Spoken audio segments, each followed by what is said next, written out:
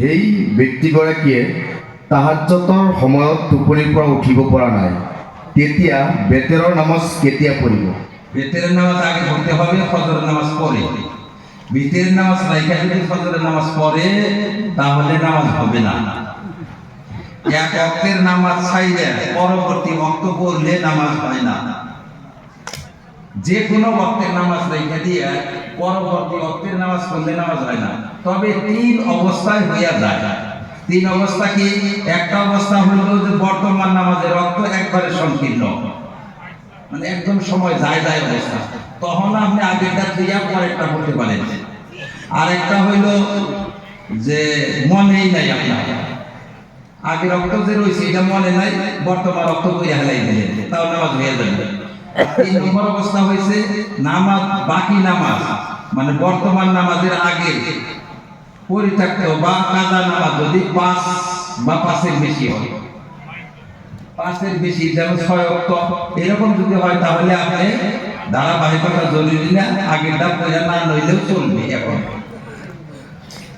পীর সাহেবকে বাবা এবং পীর সাহেবের স্ত্রীকে মা বলাটা যায় কি? যে কোনো মুরব্বীকে সম্মানার্থে বাবা বলা যায়, যে কোনো মুরব্বী মেয়েকে সম্মানার্থে মা বলা যায়। পীরকেও বলা যাবে, অন্য কেউ বলা যাবে। তবে বাতিলেরা যে শব্দ প্রয়োগ করে সেই শব্দ থেকে বাইসা থাকা ভালো। ভণ্ডরা বেশিরভাগ বাবা কইরা বলে, কাজে আমাদের মানুষের জন্য বাবা না বলাটাই ভালো।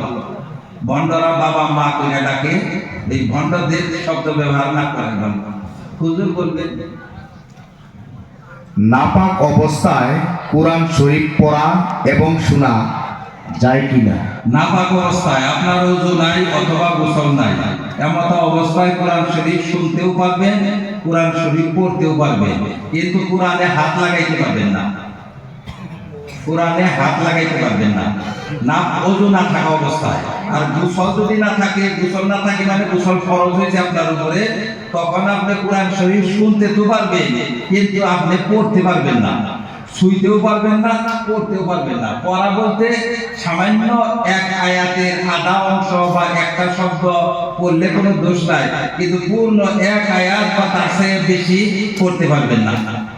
যেরকম বিসমিল্লাহ, এটা তো কোরআনেরই একটা অংশ হইলেও পুরো আয়াত নাই, সেই জন্য বিসমিল্লাহ, আউযুবিল্লাহ এগুলা পড়া যায়। বা ওই ধরনের সুবহানাল্লাহ, আলহামদুলিল্লাহ এগুলা কোরআনের মধ্যে আছে, এগুলাও বলা যায়। দোয়া হিসাবে বলা যায়, খণ্ড বাক্য হিসাবে বলা যায়, বা অন্যান্য উদ্দেশ্য দিয়ে বলা যায়। তেলাওয়াত হিসাবে পূর্ণ এক আয়াত বা তার চেয়ে বেশি করা যায় না। বর্তমান সময় মহিলারা গুট করে, আত্মসহায়ক গুট, এই গুট করা জায়েজ কি? মহিলারা এই গুড়ের মধ্যে ব্যাপারটা হইতেছে, সুদ খাইতেছে।